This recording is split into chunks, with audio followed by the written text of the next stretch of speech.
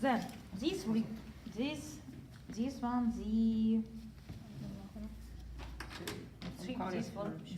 one clavicular. First, we can say that the only one joint which articulated the superior limb with the our chest, with the axial skeleton, is the sternoclavicular joint. We have a sternum.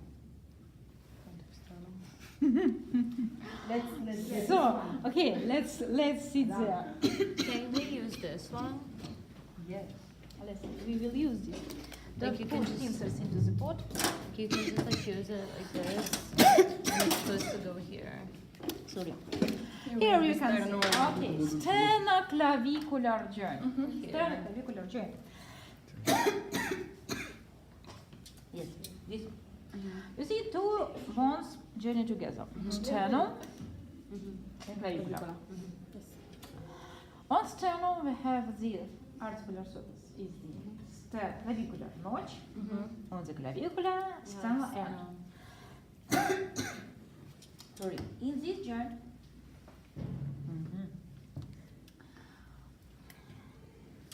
we have disc. This small portion of this disc, articular disc. This disc separates this cavity into two sections. So it's an oval joint. Movable. It's movable, but this complex. Joint. This one complex joint. The basic shape of this surface is a saddle. So we can classify this joint like a saddle joint. You know that saddle joints are biaxial joints, but this one, due to this disc, multi-axial joint. Sorry. We can move in this joint around the sagittal axis in the frontal plane. These movements rise and pull down our pectoral girdle. Then around the vertical axis we can move in the horizontal plane. You can say that this flexion extension is mostly look like the abduction and adduction of these movements. And we also can turn around the axis of the clavicular. This movement. This movement. The same axis is also transverse axis, but it's around in the rotation around the transverse axis. Due to this. So ligaments. This one, sternocostal anterior ligament. Here, sternocostal posterior ligament. You see, I can't show full ligament, but it runs from the sternum to the clavicular. This one, sternoclavicular. Anterior, posterior from this side, intraclavicular ligament. This one, intraclavicular ligament. It runs from right to left clavicular and attach here to the jugular notch of the sternum. And costoclavicular ligament, it should be here. You remember, on this clavicula here we have costoclavicular depression. Depression of the costoclavicular ligament. It's attached clavicular to the first rib. Clear? Yes. This joint. Next joint we have the acromioclavicular joint. Acromioclavicular joint. You see, acromial end of the clavicula articulated with the acromial of the scapula. And here we have the articular facets for this joint. This acromioclavicular joint. Poor scapula, it almost steps in here. This one portion of clavicula, this one acromial end of the clavicula, and this acromial process of the scapula. So here I put my pins into the acromioclavicular joint. Acromioclavicular joint. In the 30%, human have here the 30% human have here a articular disc. So in 30%, this joint we can classify like the complex joint. Otherwise, with these joints, simple flat joint, amphiarthrosis, the amount of movements, not big. We can't move, it's multi-axial, but small amount of movements in different sizes. But this joint has thick ligament. This one ligament. You see, this one coracoid process. Coracoclavicular ligament. Coracoclavicular ligament, it has two bundles, two parts. This one conoid ligament and this one trapezoid ligament.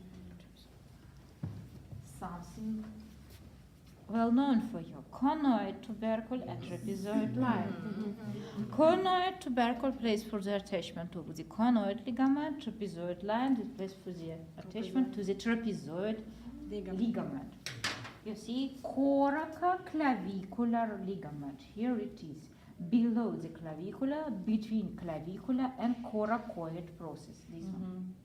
Here. Okay. Then scapula, it has some proper scapular ligaments.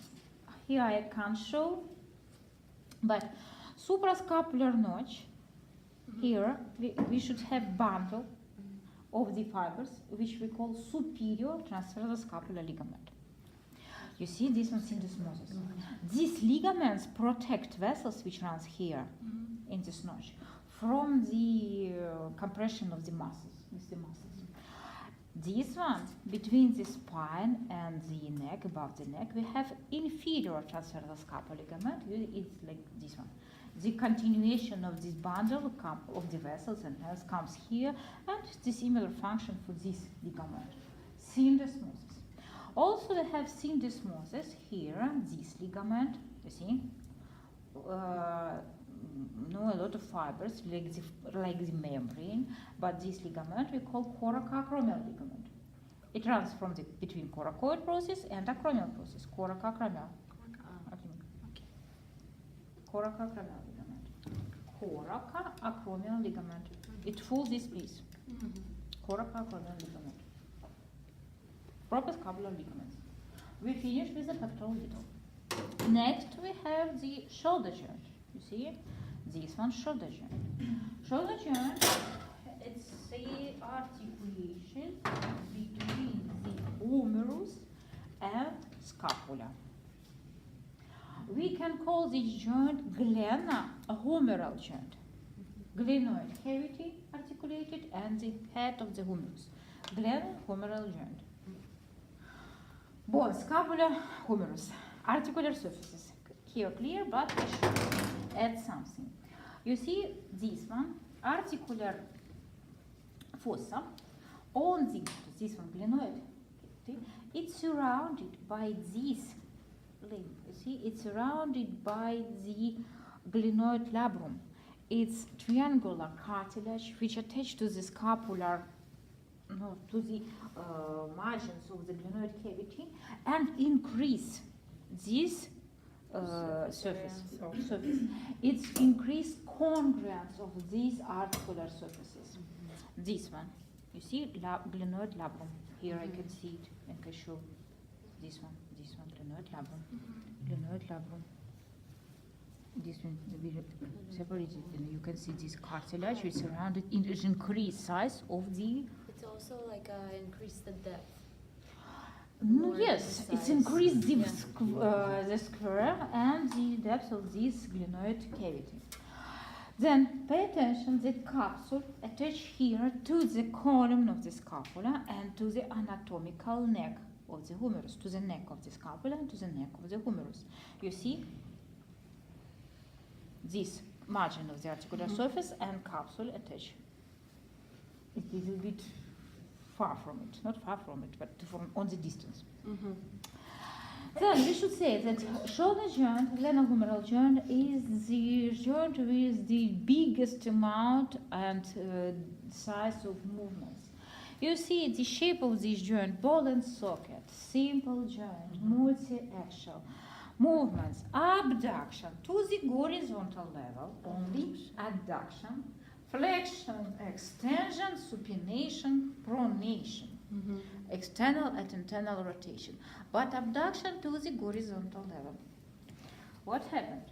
While we abduct hand, the greater tubercle, it limits abduction. You see, it comes to the acromion, to the coracoacromial ligament, and stopped with this. And we can describe the ligaments which protect this humerus from this location, and this ligament we call coracohumeral ligament. It starts from the base of the coracoid process here, from the base, and insert to the greater tubercle, coracohumeral ligament. You see, we have some bundles which we can call like the glenohumeral ligaments, but it's not bundles in the capsule. We can also mention this the capsule of this joint. And the capsule is rather wide, and we have some muscles which attach to the capsule, protect this capsule from the invagination between articular surfaces, from this. Some muscles which hold it. Also, we should talk about the fornix of the shoulder joint. Fornix, structures which prevent superior dislocation. First of all, these ligaments of the scapula, then glenohumeral ligament. Then inside joint, we have this structure. This is a tendon. See? Yes, This is the tendon of the long head of the biceps brachii muscle. This tendon runs here into the intertubercular groove. You see? And but you see, it runs from the supraglenoid tubercle, then is above the shoulder joint, into the intertubercular groove, and then continue to the muscle. Tendon of the long head of the biceps brachii muscle. So this tendon also limits superior movement of the shoulder joint. And we have some other muscles of the pectoral girdle. It will also protect humerus from dislocation. Clear? Yes. We have synovial membrane of this joint, of course, like all synovial joints, they have synovial membrane. But in this joint, synovial membrane makes some accessory structures. For example, it surrounded this tendon, and we call this vagina, synovial vagina of the tendon of the biceps brachii muscle. And you can see this vagina, you see? It runs in the intratubercular groove, and we can see this synovial membrane. It decreases friction while we move the hand between the tendon and this groove, the humerus. Also, we have the bursa, synovial bursa. We haven't. It should be here, synovial bursa. It's also synovial layer, synovial tunic, which comes here and it's located between the tendon of the subscapularis muscle and neck of the scapula. Also decrease frictions. Clear? Shoulder joint. Next, here we have this one, elbow joint. You see, this one, right elbow joint. Elbow joint. Which bones are articulated here? You can see The humerus, the radius, and the ulna. humerus, radius, and ulna. Yeah. Articular surfaces.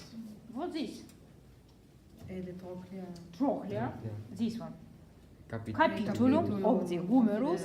Then here, trochlear notch. Notch. Trochlear notch of the of ulna. the ulna. Trochlear notch of the ulna. From this side, superior articular fossa of the radius. And here, between them, you see, articular circumference of the radius, articular circumference, and radial notch of the ulna.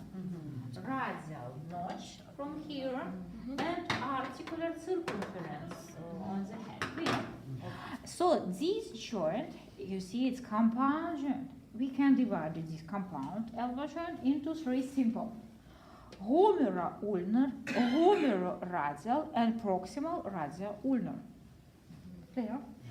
Humero-ulnar joint, if we will take this simple, you see this one joint, the basic shape is a cylindric shape, the hinge joint. This is the, you see, ball and socket, it's spheroid joint. It's like the ball. And this joint is a pivot joint. You see, uniaxial, like the cylindric shape, but on the top. No, like the other side. This uniaxial, this multiaxial. But while we talk about all together these joints, we can classify these joints like the biaxial compound joint. Movements, flexion, extension, supination, pronation. As in the Atlanta axial joint, lateral movements limits by the depth. Here, these two uniaxial joints limit movements in this joint. You see? While we flex extends, it has this type. While we supinate, pronate, you Only see? the radius moves, yes. Only radius moves there. Clear? These movements. Then, if we will talk about the capsule, you see, capsule attached above the coronoid fossa. It includes coronoid fossa into the cavity. Above the radial fossa, you see, it includes radial fossa on the humerus. Two sets of the olecranon fossa also in the joint. You see, one set out of the capsule. Two sets it includes here.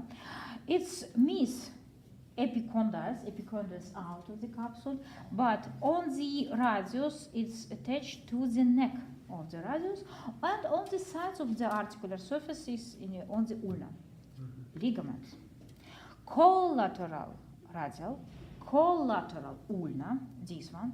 You see, these ligaments runs from the epicondyles to the medial side of the trochlear notch, to the ulna. Here, from the lateral condyle to the neck of the radius. And here, some parts of these bundles continue in the annulary radial ligament. Annulary radial ligament, the bundle of the fibers runs from the radial notch anterior side to the radial notch of the posterior side, and strictly connect the head to the radial notch of the ulna. Clear? Yes. And this ligament is also work like the articular surface into this joint. Clear? Okay. Continue down, we can see that on the forearm we have syndesmosis. Interosseous membrane. Interosseous membrane, syndesmosis. We have here oblique cord, but interosseous membrane, it runs from the interosseous margin of one bone to the interosseous margin of the other one, between radius and ulna. Clear? Then, moving down, we can see continuation of this interosseous membrane here. Then, what here? You see, here we have the distal radio-ulnar joint. You see, this one head of the ulna, this one radius. You can see that here we have ulnar notch, and this one articular circumference of the ulnar head. But you can see the shape of this joint. You see, it's L-like shape. No, it's cavity. This one, it's not only between radius and ulna, but it's continuous anywhere here. And you see, the ulna, shorter than radius. This length is added with help of this disc, articular disc or triangular disc. But you see, this disc, it's work like the articular surface. We can't say that this joint is the complex. We know it's not complex. Complex joints where disc separate cavity into two parts. This disc, it's work like the articular surface. It's something. It's another. So it be axial. This not uniaxial joint. The uniaxial joint, supination, pronation. It's also connection between radius and ulna. Uniaxial joint. It's like the proximal radioulnar, but we can say that proximal radioulnar and distal radioulnar. It's combined joint. They work together. And elbow joint is combined with the distal radioulnar joint. Ligaments, radioulnar dorsal and plantar, palmar ligaments, radioulnar. Then coming down, we can see this wrist joint or radiocarpal joint. Pay attention, radio, not antebrachycarpal, radiocarpal. Only radius work like the gives here articular surface. From the ulna, we have here this disc, triangular disc. So you see the radiocarpal joint or wrist joint, it has two articular surfaces. Proximal surface is built from the carpal surface of the radius, this one, and triangular disc, which continues this surface. It adds length for the ulna to this thyroid process attached to this disc. From other side, you can see these bones, proximal row of the carpal bones, except pisiform bone.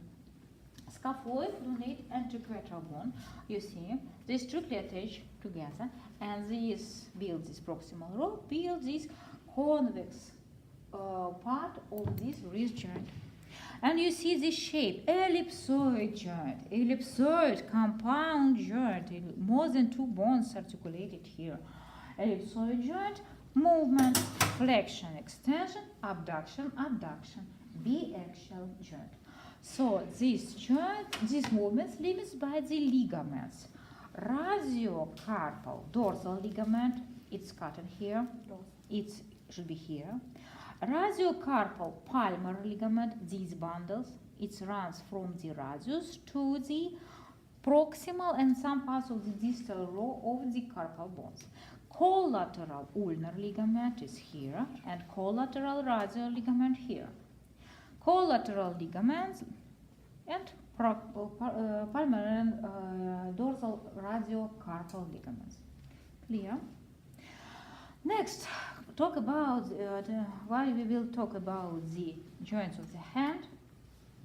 First of all, we should say that bones in the hand should be first from one side movable, but from other side they make hard, thick for the hand.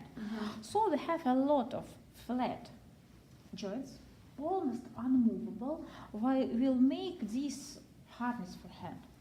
Pay attention to this. You see, you can see here that inner row, lateral facets of these carpal bones strictly attached to each other.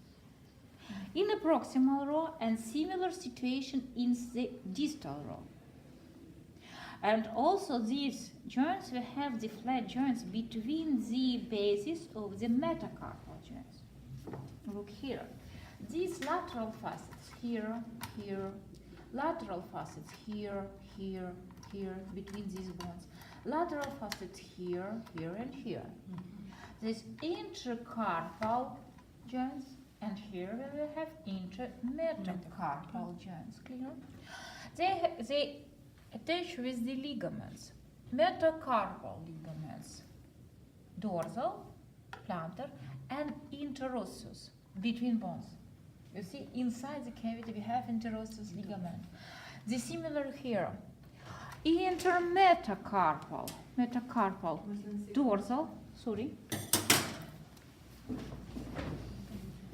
perpendicular to the cavity. Okay. So these directed fibers, dorsal, palmar, and between there, inside, interosseous ligament.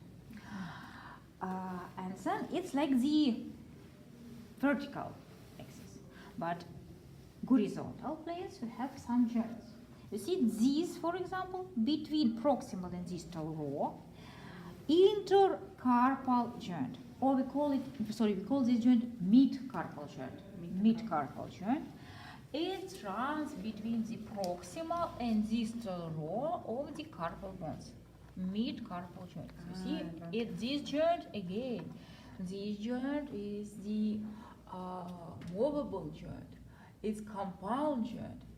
Ball and socket joint. You see, it's look like ball and socket. You see, ball and socket joint, multi-axial, but the degree where we can move in this joint, we can't say it's very big, but movable. Pay attention. First, I move here in wrist, here in mid-carpal. You see, I flex wrist joint and I flex mid-carpal joint. While we do this movement, we move in the mid-carpal joint. No, we can make thinner our hand in mid-carpal joint. Abduct, it also abduct, adduct. We also move in the mid-carpal joint, but we can't say that it's very, very big degree of this movement, but we have. For this joint, mainly important ligament, it's radiate carpal ligament. It runs from the capitate bone to the proximal row of the carpal bones. And we also have dorsal ligaments, intercarpal ligaments, carpal dorsal ligaments. Then, if we will talk about the carpa metacarpal joint, we can say that here we have carpa metacarpal joint. This joint flat, and almost unmovable. It also makes thickness, makes strength, to the hand. And this joint has carpa metacarpal dorsal ligaments. Here there are palmar ligaments. Here there are dorsal and palmar ligaments. Here, It's here. But for the thumb, we have something another. Separate joint. Carpa metacarpal joint. First joint. For the thumb, it's from the trapezium bone and base of the first metacarpal bone. This joint is a saddle joint. This flat, unmovable, but this one, saddle, movable. We can adduct 1x, biaxial joint. And this movement we call opposition. Opposite to the other finger, opposite to the another fingers, and this one, reposition. Abduction, adduction, opposition, reposition. Two axes, two planes, two type of movements. Clear? Biaxial, saddle, simple joint. Next, while we talk about the metacarpal phalangeal joints, you can see these joints here. These joints, ellipsoid joints, simple. You see, it's built with the head of the metacarpal bone and base of the proximal phalanx. These joints are biaxial. Two movements, flexion, extension, abduction, adduction. Lateral movements. We can't make rotation in this. It's ellipsoid joint. You see this one, and we can see ligaments here. Collateral ligament, collateral from both sides, and palmar ligament. And also between these four bones, we have the deep metatarsal transversal ligament. Deep transverse metatarsal ligament. Deep transverse metatarsal ligament. It attaches heads of the metatarsal bones. Metacarpal. Metacarpal. Of course, here. Similar ligament we have here, there also. But here, of course, metacarpal. Both metacarpal ligaments. But ellipsoid joints. Then another, the finger we lose, and this joint is the, you see, it's trochlear joints, it's interphalangeal joints, proximal and distal. It's easy to understand what is articular surfaces, but you can see this only are uniaxial joint. Simple uniaxial joint, we can flex, extend, and we have collateral ligaments and palmar ligaments. No, we cut these palmar ligaments, but we should have here these right? Yes, palmar ligaments. You see, we can easily flex. Yes, From the top, here we from the dorsal side, it's only capsule, but from this side we have thick ligament which protect So us it's all about from the the ligament. hyperextension due to the palmar ligament.